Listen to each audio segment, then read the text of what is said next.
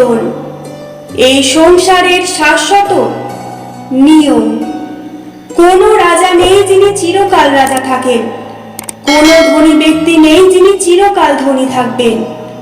এই সংসারে সূর্যের স্থান নেওয়ার জন্য চন্দ্রিমার আগমন ঘটে। কোন স্থান যাকে আজ পতিত বলা হয়েছিল সেখানে মহল তৈরি হয়েছে, কোন স্থান যাকে আজ মলিন বলা হয়েছে কাল সেখানে মন্দিরও স্থাপন হতে পারে। কোন ঋতু চিরকালের জন্য থাকে না, কখনো সময় চিরকাল একরকম থাকে না। আজ যা আপনার কাছে রয়েছে কাল তা অন্য কারোর ছিল, আজ যা আপনার কাছে রয়েছে কাল তা অন্য কারোর কাছে চলে যাবে। আপনার সাথে কিছু থাকলে তা হলো আপনার কর্ম, কিন্তু সেই কর্মের পরিণামও আপনার নয়। আপনি শুধু কর্ম করুন, বাকি সব কিছুই পরিবর্তনশীল। কিন্তু এই পরিবর্তনকে দেখে ভয় পাওয়ার কোনো প্রয়োজন নেই, তাকে স্বাগত জানান। যদি আপনি হাসি মুখে সেই পরিবর্তনকে স্বাগত জানান তাহলে এই পরিবর্তনও হাসি মুখে আপনার সাথে থাকবে। বটবৃক্ষের বীজ সর্ষের দানার থেকেও ছোট হয়, কিন্তু যখন তা নিজের রূপ ধারণ করে তখন তা বিশাল বৃক্ষের আকার ধারণ করে, যা সহস্র বছর ধরে বেঁচে থাকে, ছায়া প্রদান করে, পাখিদের আশ্রয় প্রদান করে, আর দেয় পথচারীদের বিশ্রাম করার স্থান। কেন? কারণ সেই ছোট বীজ তা মাটির ভিতরে গিয়ে নিজের খোলস ত্যাগ করে। অন্ধকারে থাকে সে, যতই আলো আসুক না কেন, যতই বর্ষা আসুক না কেন, সব সহ্য করে। আর তারপর একটা চারা গাছ অঙ্কুরিত হয়, তারপর ধীর গতিতে একটা বিশাল বৃক্ষতে পরিণত হয়। দেখুন, জীবনে কঠিন সময় আসে, এই জন্য নয় যে আপনি হার মেনে নেবেন, এই জন্য আসে যাতে আপনি ভবিষ্যৎ নির্মাণের জন্য নিজেকে তৈরি করতে পারেন। যদি কঠিন সময় আপনি ওই বীজের মতো দৃঢ় হয়ে থাকতে পারেন তাহলে আপনিও একদিন বিশাল বৃক্ষের মতো নিজের অস্তিত্ব গড়ে তুলতে পারবেন, যা সহস্র বছর পর্যন্ত মনে রাখা হবে। সঞ্চয়। মানুষের যখন থেকে বোধ বুদ্ধি হয় সঞ্চয় করতে আরম্ভ করে দেন। সঞ্চয় করতে থাকেন ভোজনের, সঞ্চয় অর্থের, সঞ্চয় শক্তির।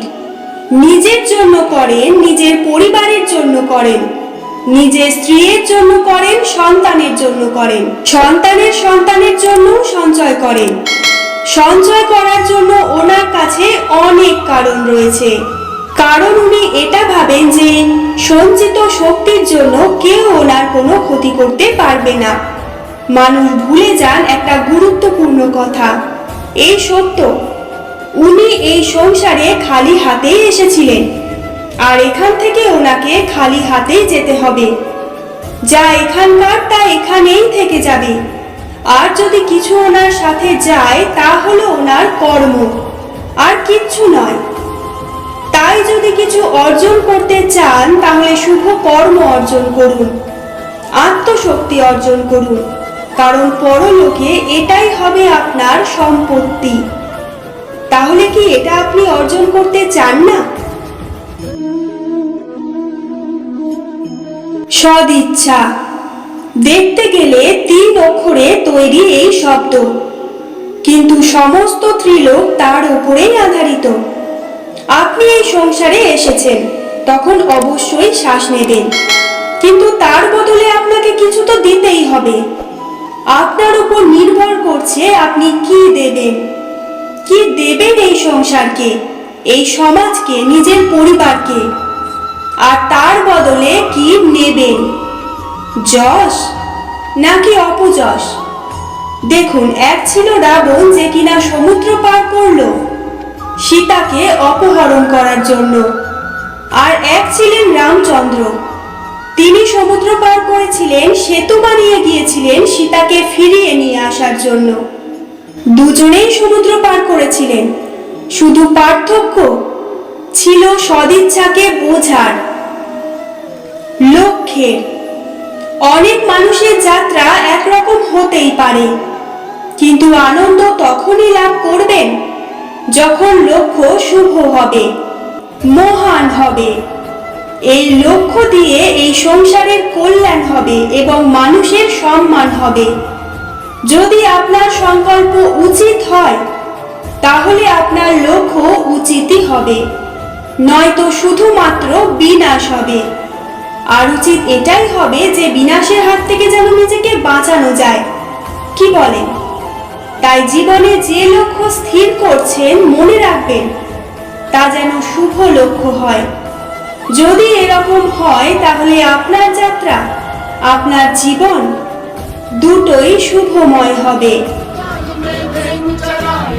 প্রিয় শ্রোতা বন্ধুরা, ভিডিওটি ভালো লাগলে লাইক, কমেন্ট, শেয়ার করে আমার এই ছোট্ট চ্যানেলটির পাশে থাকবেন। আর ভবিষ্যতে এরকম ভালো ভালো ভিডিও পাওয়ার জন্য অবশ্যই চ্যানেলটি সাবস্ক্রাইব করে দেবেন। জয় শ্রীকৃষ্ণ। রাধা রাধা।